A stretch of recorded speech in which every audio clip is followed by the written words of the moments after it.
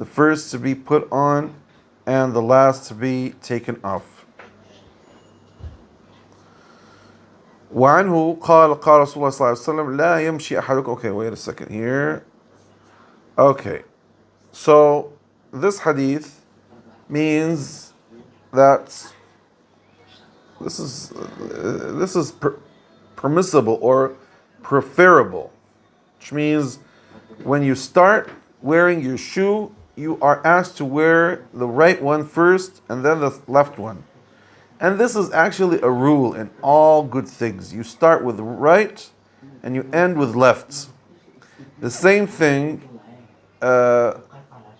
in everything. You enter your house, you with the right hand, with the right leg, and then the left one. You want to come out, you come with the left leg and then with the right leg. So this is the rule of all things actually. And therefore, vice versa. When you want to take off your shoe, you start taking off the left leg and then the right leg. And if you take off your clothes, you start with the left and then the right. And that's how you do, etc., etc. So therefore, this is a type of honoring rights more than lefts. You honor the right more than the left. And okay, this is the ruling. And then the Prophet ﷺ says, وعنه رضي الله عنه قال قال رسول الله صلى الله عليه وسلم لا يمشي أحدكم في نعل واحدة ولينعلهما جميعا أو ليخلعهما جميعا متفق عليه. So he says, Allah's Messenger ﷺ said, none of you should walk with one shoe. One must either wear both shoes or remove both, agreed upon. This hadith actually means that it's unpreferable to go and walk with one shoe or one slipper or one socks or anything like that.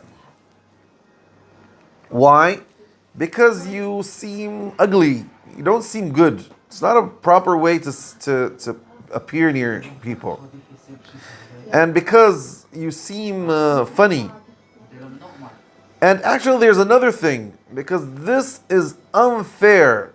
Why would you honor one leg then the other one? No, that's unfair. You have to honor both of them. Either both with shoe or both without shoe. That's it. And this is the same thing in all types of clothes. So you're not allowed to wear a shirt with one hand and the other one doesn't have a hand, or anything like that. So you're not supposed to do anything like that. And you're going to find other narrations that have the same thing. Like, for example, the Prophet ﷺ says, never sit down under the shadow, half of you under the shadow and other under the sun. It's the same thing. You have to be fair with yourself. وعن ابن عمر رضي الله عنهما قال قال رسول الله صلى الله عليه وسلم لا ينظر الله إلى من جر ثوبه خيلاء. Narrated Ibn Umar radiallahu anhu, Allah's Messenger said, Allah will not look on the day of resurrection at him who trails his garments out of arrogance or pride, agreed upon. So this hadith means that you're not allowed to wear long clothes that you seem as an arrogant, proud of yourself. And this is actually a major sin. Because when it says that Allah Almighty won't look at you in the judgment day, that means that's a major sin actually. And that means this is one of the things that prevent you from entering paradise. Okay? So scholars said that all types of long clothes are all like this. So you may have long hands, a turban has a long tail, and all these types of things. That's wrong. Now, scholars say even the trousers are not supposed to be so long. And so So this is the case, yeah. So making your clothes long is wrong.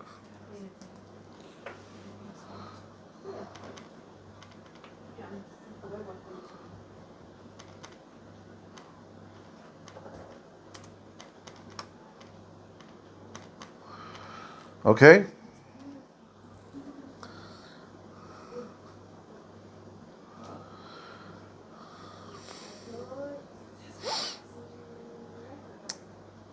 Okay. Now, when he says here, don't do that in an arrogant way, this means don't be arrogant. But if you did it just because you didn't mean anything, it's just that's the way that people wear those kinds of clothes. So therefore,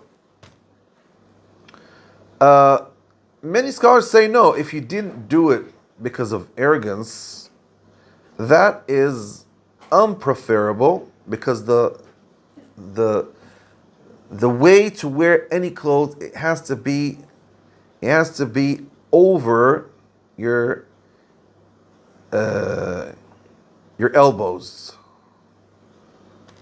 It has to be over your elbows. Okay?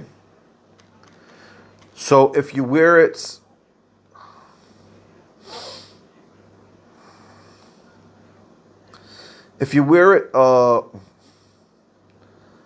less than that, if you wear it, sorry, it has to be less than your over your ankles, over your ankles. It has to be over your ankles, which means your ankles are not supposed to be covered by your clothes. This is the way. But if you do that, and not in an arrogant way, it's unpreferable, but it's not forbidden. It's not forbidden. Okay? But there are some scholars that said it's forbidden. Some of the Malikis and some of the Hanbalis and others. So therefore you have to try to avoid this. A Muslim, and I'm speaking about male, not female. But now for female, yes. Female are allowed to have their clothes long under their ankles because they have to cover their legs. Okay? So that's the case. Women have to cover their case, yeah. Now the best thing is that you have your clothes to half of your shins. Your shins. But is this for a thobe that you wear, or the Prophet ﷺ is speaking about the old clothes that they used to have, which it's called al-izar. They tie it in their whistle, and it goes down. It goes down. So no, actually, the thobe, if you put it to the half of your shins, if you sit down, it's going to go more than that, and it's going to go near to the knees. So therefore, it has to be less than that, a little bit less than that. That's the best way. But you are allowed to leave it until your elbows. Okay? Sorry, your ankles. Until your ankles. You are allowed to leave it until your ankles. Yes.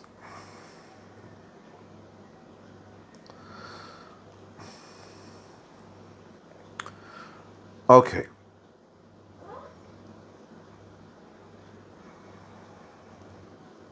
وعنه عن ابن عمر رضي الله عنهما أن رسول الله صلى الله عليه وسلم قال إذا أكل أحدكم فليأكل بيمينه وإذا شرب فليشرب بيمينه فإن الشيطان يأكل بشماله ويشرب بشماله أخرجه مسلم.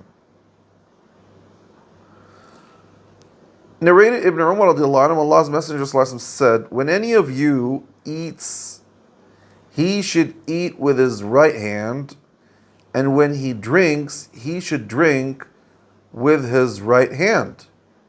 For the devil eats and drinks with his left hand. Muslim reported it. Okay?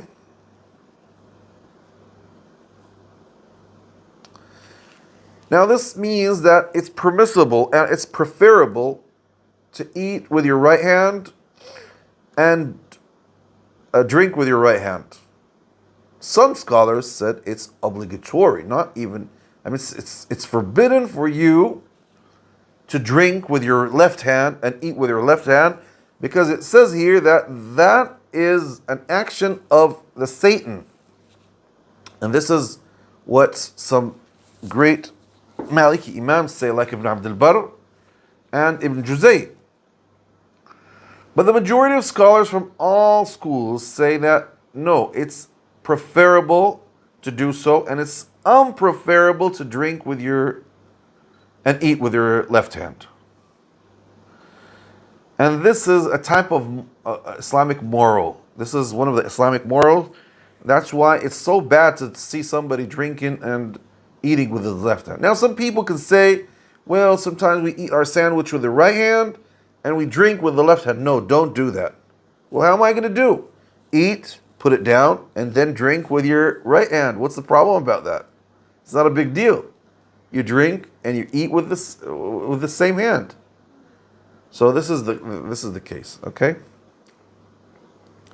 وعن عمرو بن شعيب عن أبي عن جده رضي الله عنهم قال رسول الله صلى الله عليه وسلم كل واشرب والبس وتصدق من في غير سرف ولا مخيلة خرج أبو داود وأحمد وعلقه البخاري.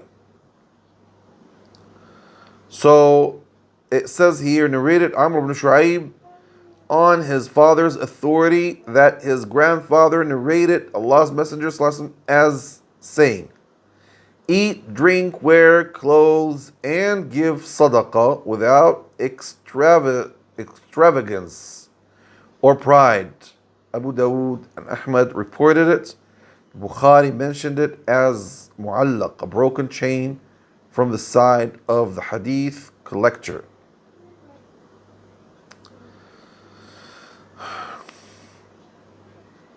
This hadith says that you are asked to eat and drink and do all these types of things without any pride and without any extravagance. I mean, that means don't lose things and exaggerate in spending your things. And this is actually an Islamic moral. Don't do more than what you have to do. So therefore, two things you have to avoid. You have to avoid being arrogant, showing off, and you have to avoid paying money more than what you have to pay. You're not supposed to be mazer, but on the same side, you're not supposed to be extravagant, which means you lose your money. Extravagance.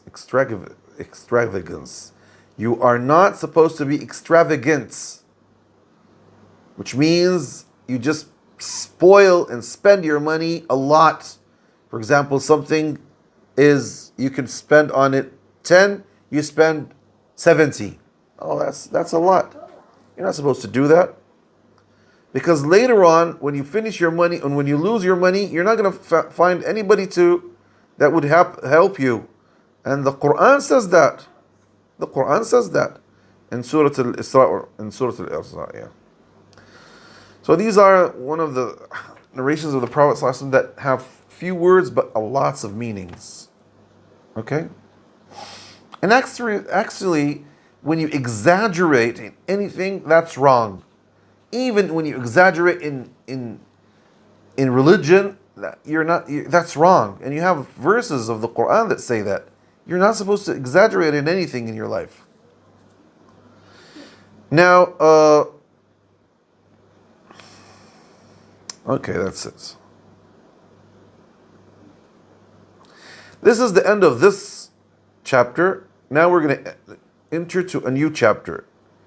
Chapter Babul Birri was Sila. kindness and joining the ties of relationship. عن أبي هريرة رضي الله عنه قال قال رسول الله صلى الله عليه وسلم من أحب أن يبسط له في رزقه وأن ينسأ في أثره فليصل رحمه أخرجه البخاري.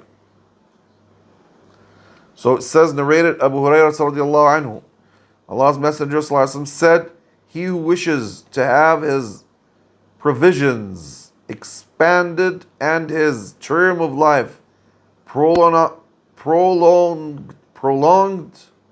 must treat his relatives well. Reported by Al-Bukhari. This hadith might seem strange. Now some people could say, well, didn't you say that everybody's provision is fixed and everybody's life is fixed? How can you add it and make it longer than it is? Make your provision more than it is? Now, there are several answers about that. Some say that is to be glorified, which means sometimes you have only one son, but mashallah, he's very glorified. He becomes a scholar and a great guy, and mashallah, Allah gives him a lot of money and stuff like that. So he's glorified. Although he's only one, you were provided with one child. And sometimes you have 10 children. All of them are stupid, are wicked, are bad. They don't know what to do. And actually you never felt happy with them. So those are not glorified. And though that one was glorified. The same thing. Sometimes you do some work. You worship God Almighty and you do something. And sometimes you lived in your life. But like Imam Nawawi, for example, he lived 45 years old. But he did a lot of job in his life. He wrote a lot of books. And his books were very, very beneficial. And you have others that lived 100 years, but they didn't do anything in their life. So now this is one of the answers.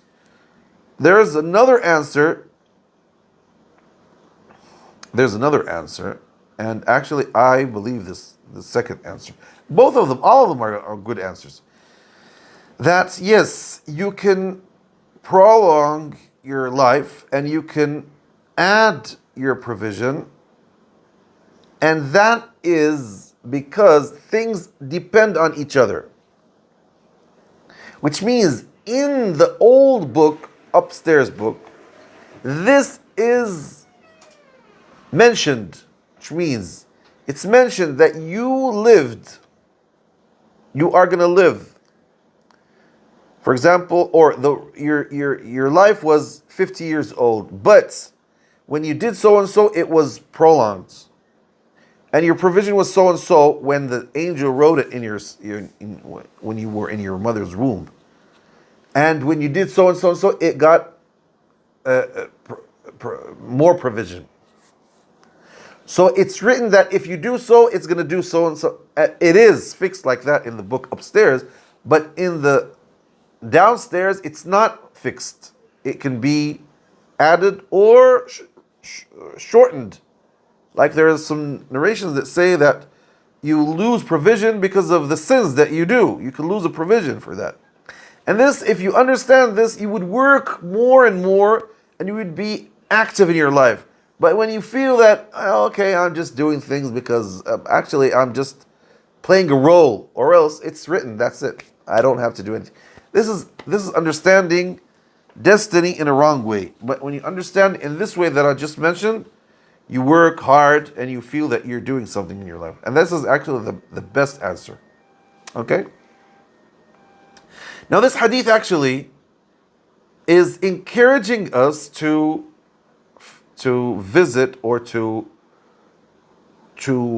have good relation with our kins, with our families. Especially the most closest ones, like our uncles, our cousins, and all these types of people in our family. And many people don't pay attention to this. They don't even know their uncles. They don't even know their cousins. And that's so wrong, actually. So you aren't asked to do this.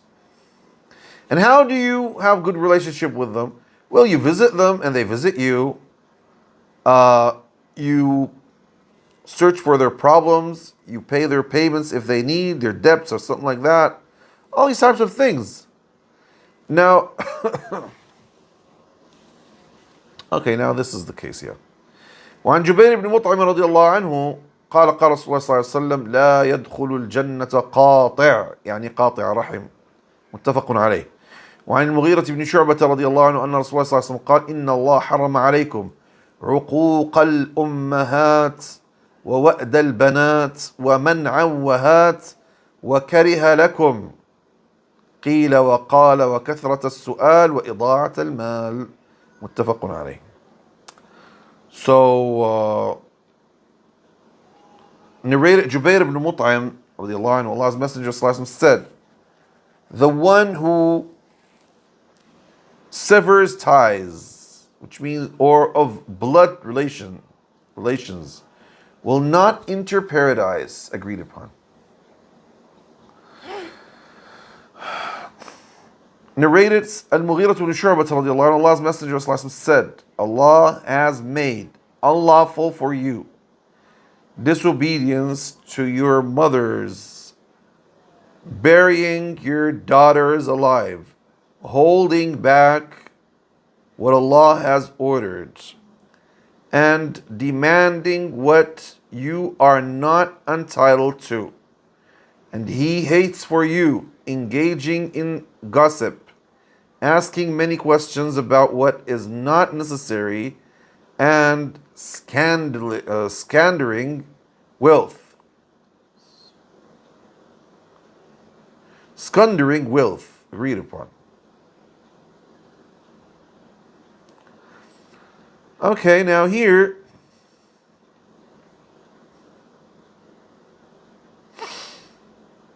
there are some problems in understanding this hadith. It says that one who cuts his kins doesn't enter paradise. But we know that any Muslim is going to enter paradise in the end.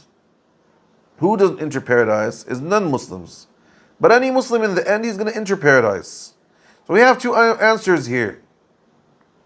Some say if you claim that that's permissible for you to do, you're allowed to do that.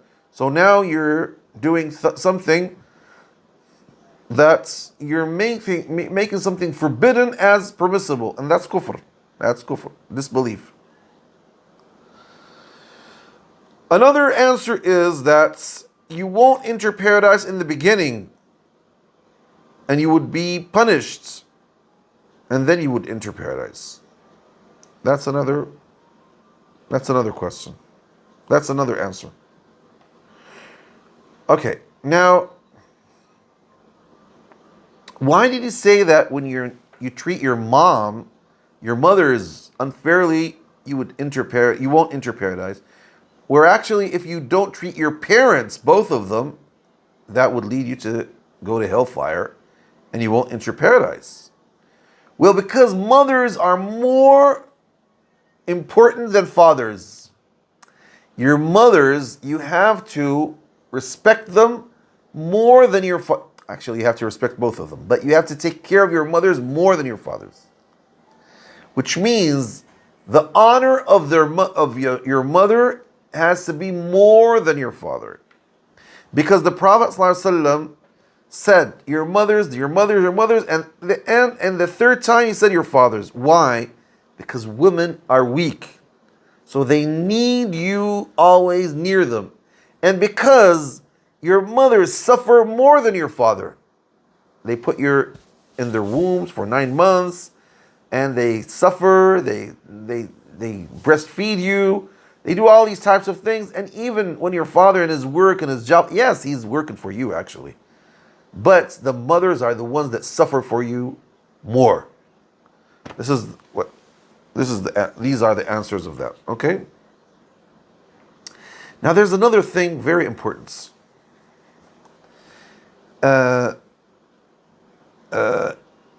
usually the children, when they grow up, they get independent from their mothers. When they grow up, they get independent from their mothers because she's not going to do anything for them anymore. She's not going to feed them. She's not going to breastfeed them. She's not going to do anything. That's it. She did what she had to do. And they might need their father more because he's going to pay for them if they need him, because your parents keep on paying for you even when you go to the university. Usually, there are some people who get independent from both of their parents, but usually you get independent from your mother before your father, earlier than your father. So you need to always be warned about your mother. Don't forget about your mother. Don't forget about her, and you need to take care of her. And there's another thing. Usually your father passes away before your mother, so she's going to stay by herself. Don't forget about her. You have to take care of her until she passes away or you pass away. Okay? So these are all things, all answers about this, these problematic questions about this hadith. Now, the hadith means that it's a major sin to not take care of your kins. And Allah subhanahu wa ta'ala says in the Holy Quran, Surah An-Nisa, the first verse, وَاتَّقُوا اللَّهَ الَّذِي تَسَاءَلُونَ بِهِ وَالْأَرْحَامِ, and fear Allah that you're going to be asked about them and about the kins. Wow, how horrible is this? You're going to be asking the Judgment Day about your kins and about God and about the kins. Many people don't even pay attention to this. They don't even put it in their minds. Now, how are you going to be unfair or you're not going to be good to your parent, your mothers? Actually, Allah subhanahu wa ta'ala forbade being ungood, to treat your parents unfair in the Holy Quran in several verses, in several hadith. And Ibn Salah rahimahullah says in his fatwas that treating your parents bad, it's forbidden, which means all actions that make your parents angry is an act that is haram. Although, pay attention, although it might not be even obligatory, which means anything. Now, for example,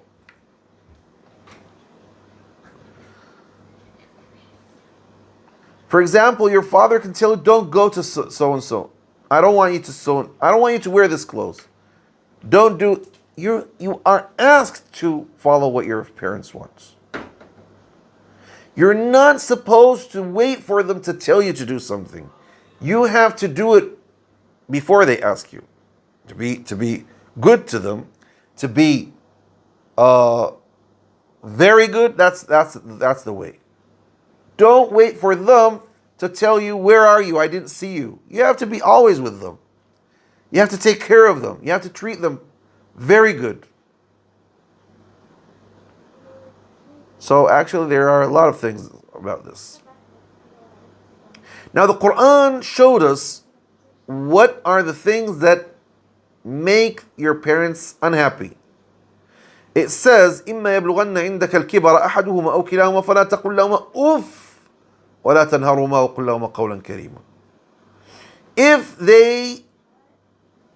If one of them becomes old, or both of them get old, don't tell them, oof, that means I got fit of you. Why? Okay, why? And don't speak to them in a harsh way and tell them beautiful words. Because usually old people can tell you bad things, can get disappointed from you, can tell you a harsh word, don't reply. Don't be bad to them. Don't be bad to them, okay?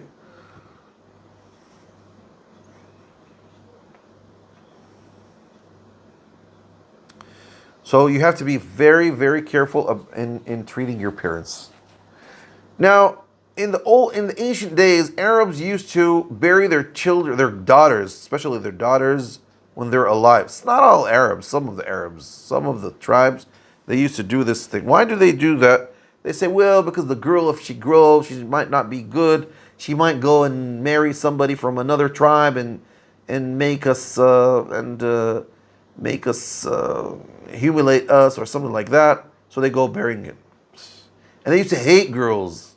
And the Quran spoke about that a lot and showed that this is a type of ignorant way. Now, another thing, that you don't give people their rights and you go demanding your rights. No, you have to give your rights and then demand for your rights. Okay? And from the things that are unpreferable in the Sharia, keep on gossiping, speaking about things. Oh, you didn't hear, I heard, I don't know what. Stop speaking about things and saying things that you're not sure of, spreading rumors and stuff like that.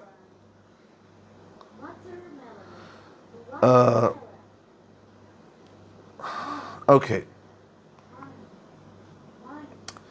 وعن عبد الله بن عمرو بن العاص رضي الله عنهما عن النبي صلى الله عليه وسلم قال رضا الله في رضا الوالدين وسخط الله في سخط الوالدين أخرجه الترمذي وصححه ابن حبان والحاكم. Narrated Abdullah ibn Amr radiallahu anhuma, the Prophet ﷺ said, Allah's pleasure is in what is pleasing to parents, and Allah's displeasure is in what is displeasing to parents. At-Tirmidhi reported it. Ibn Hibban and Al-Hakim graded it as authentic. You see, so this hadith means your parents, you have to take care of them a lot. When they're happy, God is happy. When they're disappointed, God is disappointed. Never leave your parents angry. You have to be very careful in treating your parents. You have to honor them. You have to be humiliated. You have to be humiliated under their authority. So you have to honor them like you're honoring somebody. No, I'm not going to say anything else because they're over everybody. After Allah, you have your parents. So this is very important. Even if they're they're not righteous, yeah, even they're wicked, they're wicked. Even if they're not even Muslim, even if they're not even Muslim. Parents means you have to treat them properly. You have to treat them good. Okay? And the Quran says that. The Quran says that وَاعْبُدُوا اللَّهَ وَلَا تُشْرِكُوا بِشَيْءٍ وَبِالْوَالِدَيْنِ إِحْسَانًا. And worship God and don't associate partners with them and be good to your parents. وَقَضَى رَبُّكَ أَلَّا تَعْبُدُوا إِلَّا إِيَّاهُ وَبِالْوَالِدَيْنِ إِحْسَانًا. And God made it as a rule that you're not supposed to worship anybody except Him and to be good with your parents. And it says, اللهم صل على محمد, وإن جاهدك على أن تشرك بي ما ليس لك به علم فلا تطعهما وصاحبهما في الدنيا معروفا. If they make their effort to make you associate partners with me, don't reply to them, but be good with them. Accompany them in a good way. These are the verses of the Quran. Of course, you're not allowed to offer them something that is forbidden. If they ask you to do, for example, your father or your mother asks you to go and buy wine for them, for example, or to do something that is forbidden, you say, I respect you, but I can't do this. This is haram. Because I take my orders from Allah. He ordered me to be kind to you, I'm kind to you. But he forbade me to get you wine or some. I can't get you wine, but in a polite way. Because there's a rule here that says you are not allowed to obey any creature in disobeying the Creator. لا طاعة لمخلوق في معصية الخالق. وعن أنس رضي الله عنه عن النبي صلى الله عليه وسلم قال: والذي نفسي بيده لا يؤمن أحدكم حتى يحب لجاره أو قال لأخيه ما يحب لنفسه. متفق عليه.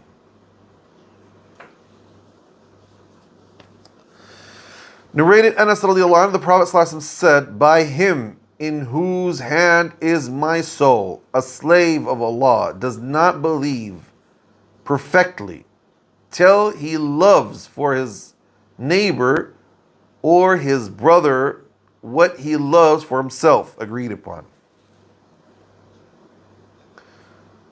Okay, what does this mean? Well, this means that loving a Muslim, loving to give Muslim, to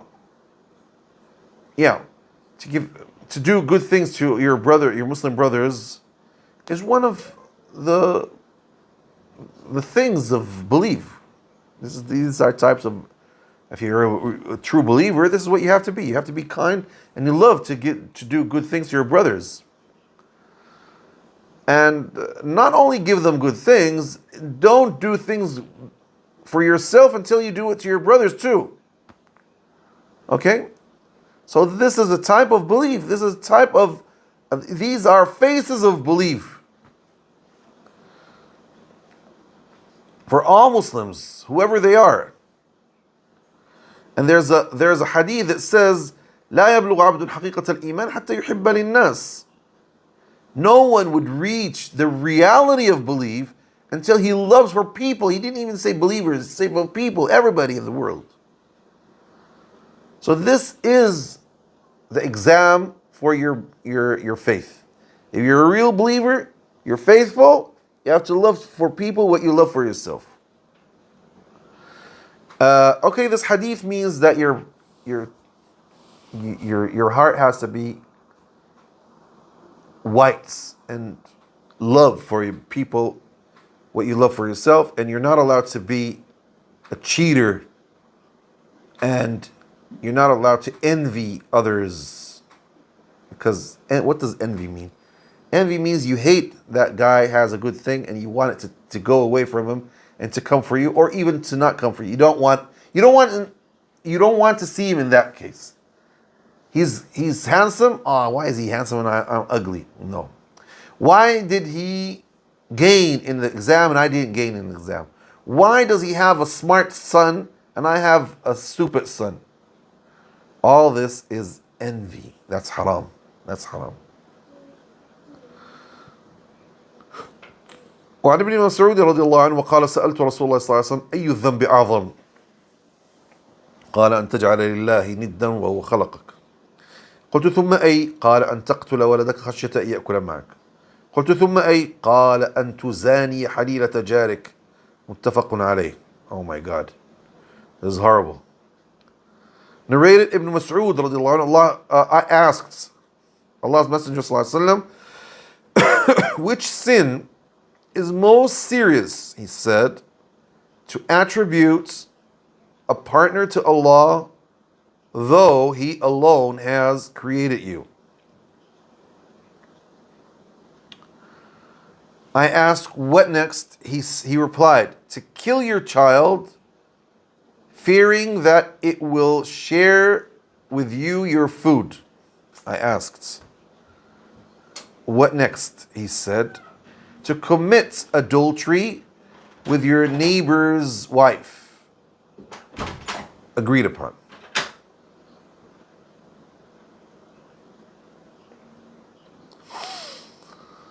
Okay.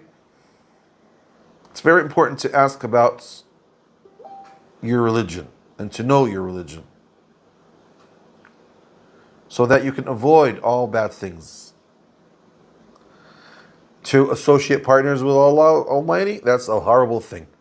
But associating partners is not only to go to an idol and worship it, no.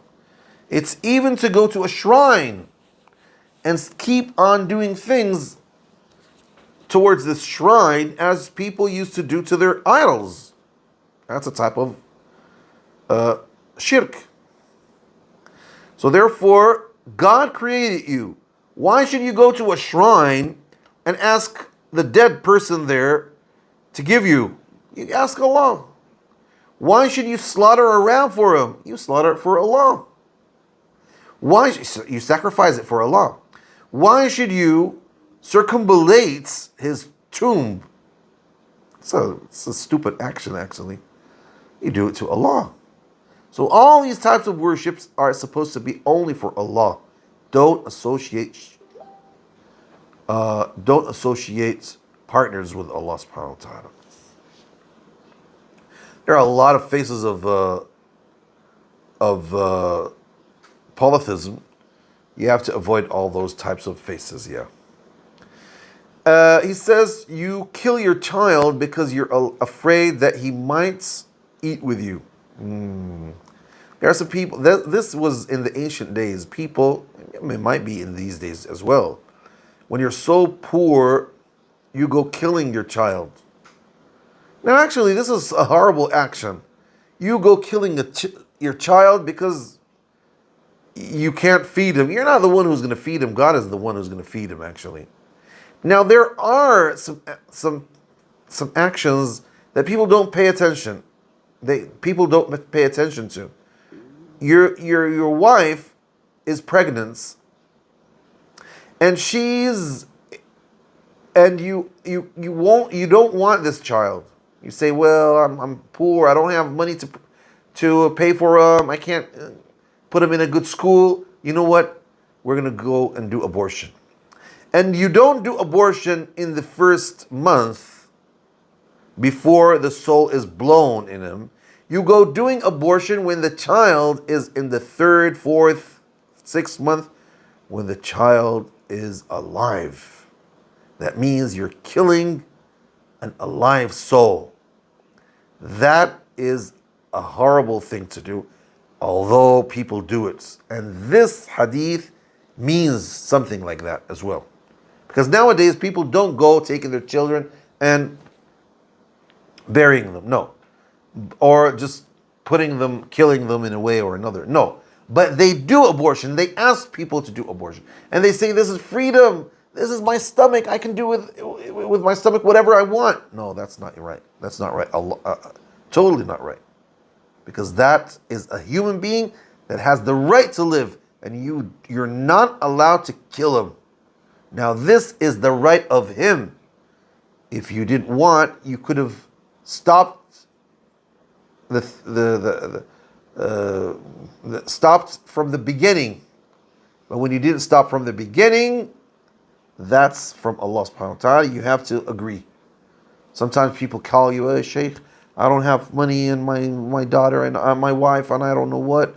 Can I make abortion? No, don't make abortion. You're not allowed to make abortion. That's it.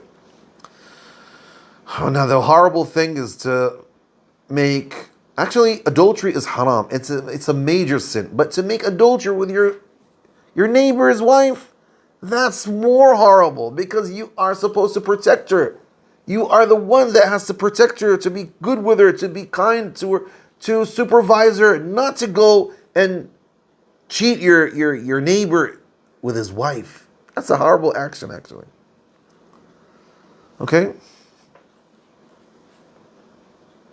The same thing, his wife, his daughter, the same thing, actually.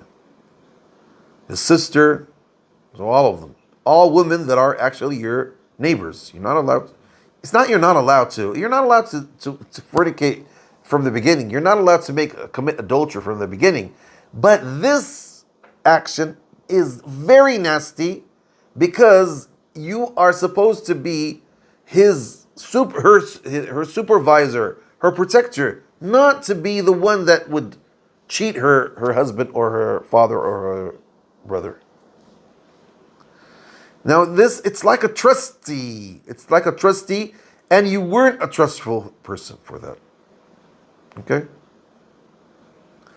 وعن عبد الله بن عمرو بن العاص رضي الله عنهما أن رسول الله صلى الله عليه وسلم قال من الكبائر شتم الرجل والديه قيل وهل يسب الرجل والديه قال نعم يسب أبا الرجل فيسب أباه ويسب أمه فيسب أمه متفق عليه.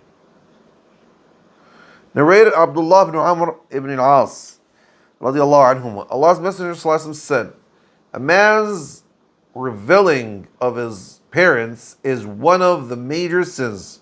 It was asked, does a man revile his parents? He replied, yes. He reviles the father of a man who then reviles his father. And he reviles a man's mother who then reviles his mother. That means agreed upon. So this is one of the major sins. Which means, if you want to honor your parents, don't insult somebody's parents. Because when you insult his parents, what he's going to do? He's going to insult your parents. God damn your father, he's going to say, God damn your father. If you tell him, you son of a so-and-so, he's going to tell you, you're the son of a so-and-so. That's it. So you're the one who made him insult your parents. And this is one of the major sins. Okay, so the hadith said it's a major sin. So therefore, never insult somebody's parents. Never do that. وعن أبي أيوب رضي الله عنه أن رسول الله صلى الله عليه وسلم قال لا يحل لمسلم أن يهجر أخاه فوق 3 ليال يلتقيان فيعرض هذا ويعرض هذا وخيرهما الذي يبدأ بالسلام متفق عليه. So narrated Abu Ayyub radiallahu anhu, Allah's Messenger sallallahu alaihi wasallam said, it is not permissible for a Muslim to avoid his brother for more than 3 nights. When they meet, this one turns away from this one, and that one turns away from the other. And the best of them is the one who greets the other one first. Agreed upon. So he greets the other one.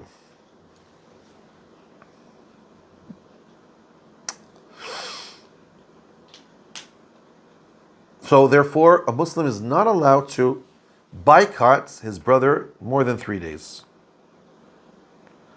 You can be angry for first day, second day, third day. After 3 days, one of you has to stop this massacre. One of you has to stop that. Okay? So therefore, a Muslim is not allowed to boycott his brother unless he boycotted him in the sake of Allah. Because he did something that he deserves to be boycotted for. Maybe he commit a major sin or a sin. Maybe he committed an innovation or he's doing an innovation. So he boycotted him in the sake of Allah. That's another story. But just because himself, no, you're not allowed to do that. Now the best of them is the one who stops this massacre. Goes and says, Assalamu alaikum, dear brother. Forget about what happened.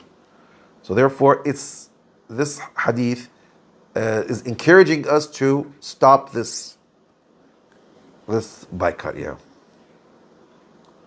Now this means that when you say Assalamu alaikum, that's it. You stop the boycott. It doesn't mean you have to be as you were before.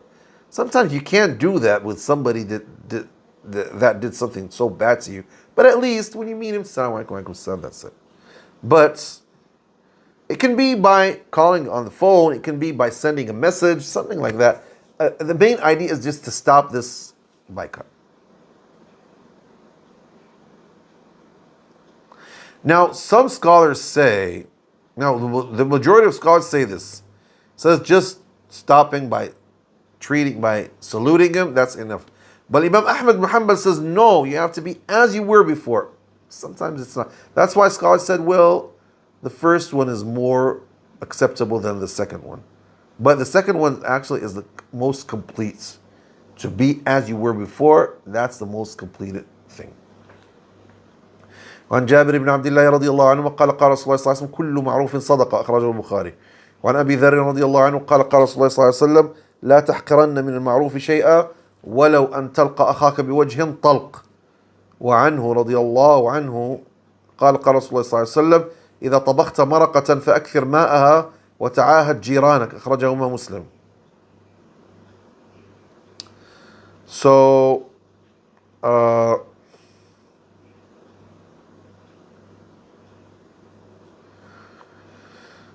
narrated Jabir radiallahu anhu, Allah's Messenger said, every act of goodness is sadaqah. Al-Bukhari reported it. Narrated Abu Dharr radiallahu anhu, Allah's Messenger said, don't consider any act of goodness insignificant, even if it's meeting your brother with a cheerful face.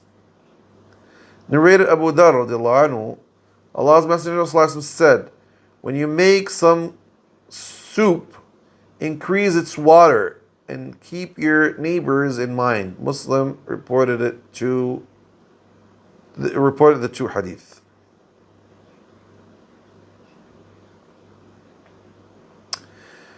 These narrations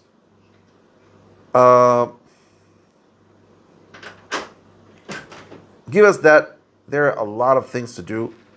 If you want to be good, there are lots of things that you can do. Not just paying charities and that's it. No.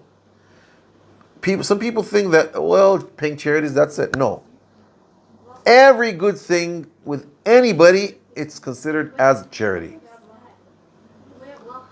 And he gave you some examples here. Says don't humiliate anything that is good. The least thing that you can do is smile in your brother's face. It's a good thing, and the Prophet ﷺ said that it's a type of charity. Therefore, he gave you another example. He says when you cook food and you have your neighbor, add more food so that you can give your neighbor. Okay? So you have to take, this idea of taking care of your neighbors is very important because many people don't pay attention to this. Many people feel that they are living for themselves. When I speak about neighbors, it's wherever you are. For example, you're in a bus. You have people near you. They're neighbors. You have to be kind to them. So if you get something to eat, tell them, please, you share it with them. If you are in the plane, you have neighbors, share with them. If you are in your house, you have neighbors, share with them. Don't be selfish. Don't be arrogant. Don't be that one that lives only for himself. Be with everybody, kind with everybody, share salutes with everybody to be a real Muslim. عن أبي هريرة رضي الله عنه قال رسول الله صلى الله عليه وسلم من نفس عن مؤمن كربة من كرب الدنيا نفس الله عن كربة من كرب يوم القيامة ومن يسر على معسر يسر الله عليه في الدنيا والآخرة ومن ستر مسلما ستره الله في الدنيا والآخرة والله في عون العبد ما كان العبد في عون أخيه. أخرجه مسلم. عن Abu Hurairah رضي الله عنه narrates that Allah's Messenger said, if anyone removes one of the anxieties of this world from a believer, Allah will remove one of the anxieties of the day of resurrection from him. If anyone relieves the burden of one who is destitute, Allah will relieve his burden in this world and in the next. And if anyone conceals the faults of a Muslim, Allah will conceal his faults in the world and in the next. Allah helps his servants as long as the servant helps his brother. Muslim reported it.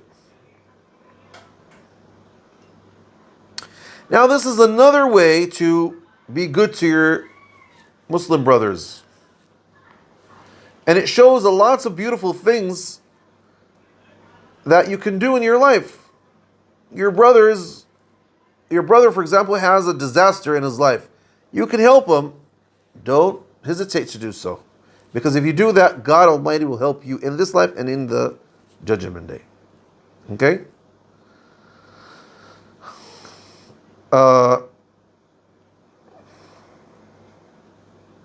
Yeah.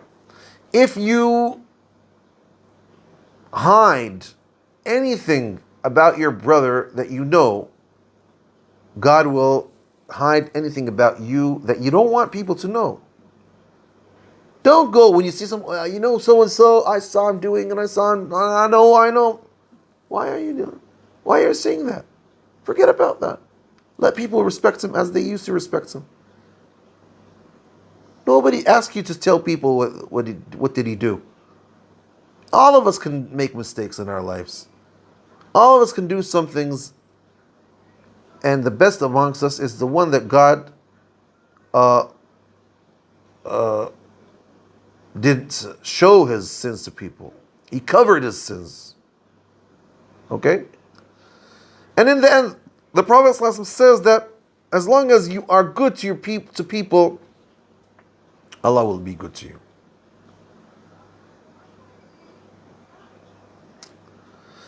وعن أبي هريرة عن أبي مسعود رضي الله عنه قال رسول الله صلى الله عليه وسلم من دل على خير فله مثل أجر فاعله.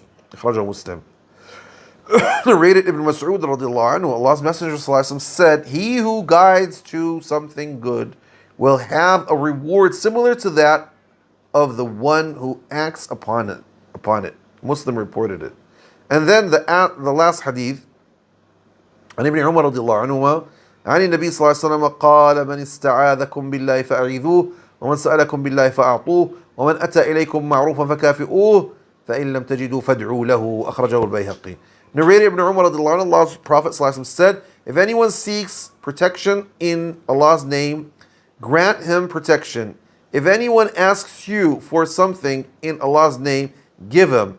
And if anyone does a good deed for you, recompense him. But if you don't have the means to do so, supplicate for him. Allah al-Bayhaqi reported it. So this hadith, the first hadith means that if you show people good things, you would take the same reward. And it shows how teaching people and guiding them is very important, because you're going to take a photocopy of their deeds. So don't hesitate to teach and show people and guide them. This means that you have the same reward although you didn't do it. So if you were the one who guided somebody to convert to Islam, you would keep on taking a photocopy of all of his deeds as long as he's alive, because you're the one who showed them the way. The same thing if you guided somebody who was lost. He's Muslim but he's lost. You would take the reward of him. So that's the bounty of Allah subhanahu wa ta'ala. The last hadith is that if somebody asks you by God Almighty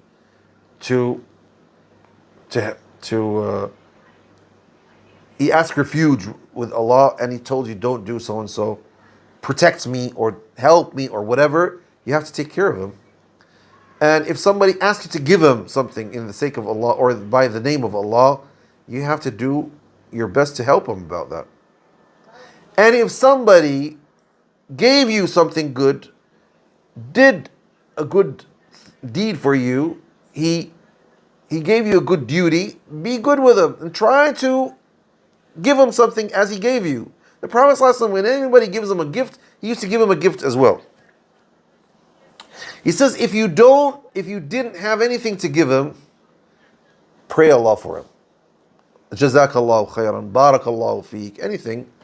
And that's how to reward him for what he gave you. Thank you very much for being patient with me. Wassalamu alaikum wa rahmatullahi wa barakatuh.